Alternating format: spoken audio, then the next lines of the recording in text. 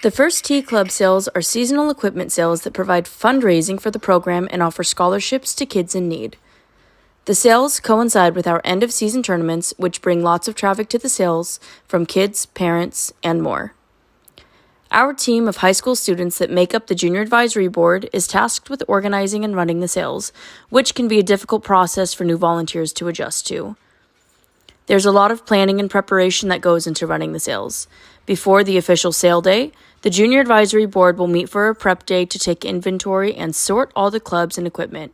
During that time, we decide what clubs to sell, which ones to donate, and how much to price each item. Come sale day, volunteers will sign up for one or all of 3 shifts. These shifts are opening 8 a.m. through 11 a.m., midday 11 a.m. through 2 p.m., and closing 2 p.m. through 5 p.m. In the morning, volunteers will start bringing out all clubs and equipment from storage to the main floor. Clubs will already be sorted into bins and bags after the prep day, so volunteers just bring the equipment out to display. At 11 a.m., we will open our gates to customers. Depending on the season, there will already be a long line of people at the gate waiting to enter the sale. During this time, volunteers will begin to aid customers in their needs and requests.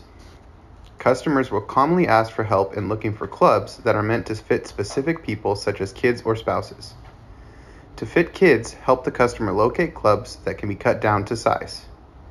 You can then direct your customer to the fitting room, which is located in the trailer adjacent to the cashier.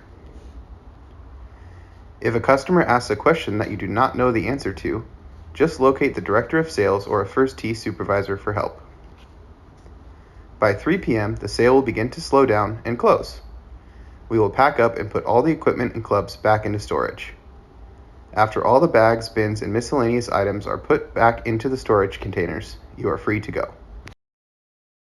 The sales are a way for the program to raise money, to provide important funds for youth scholarships and opportunities. So we're definitely looking to raise as much money as we can during those sales.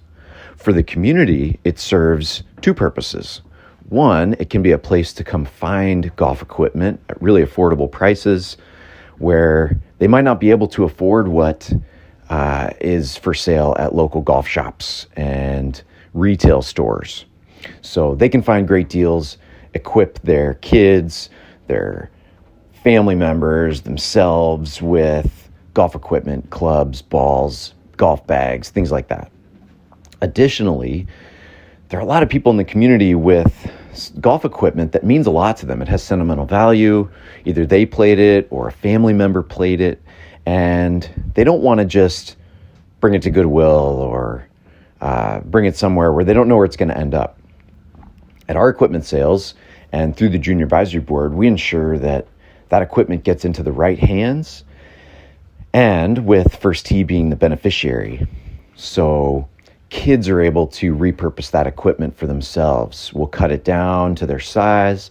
Adults, sometimes parents of those kids, are able to find equipment of their size.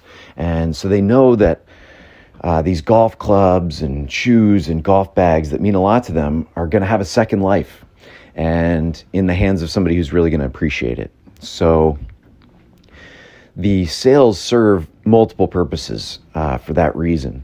And it's not easy.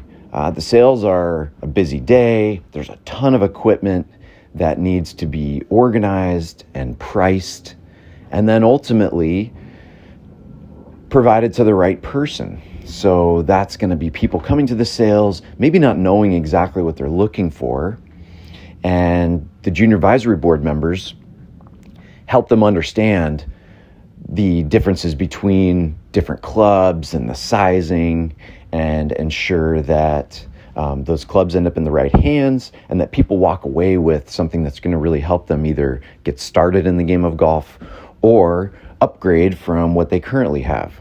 So our Junior Advisory Board members play a really critical role across the board, from the acquisition of the equipment, the inventory, the sorting, the pricing, and then, of course, the sales and the fulfillment on sale day.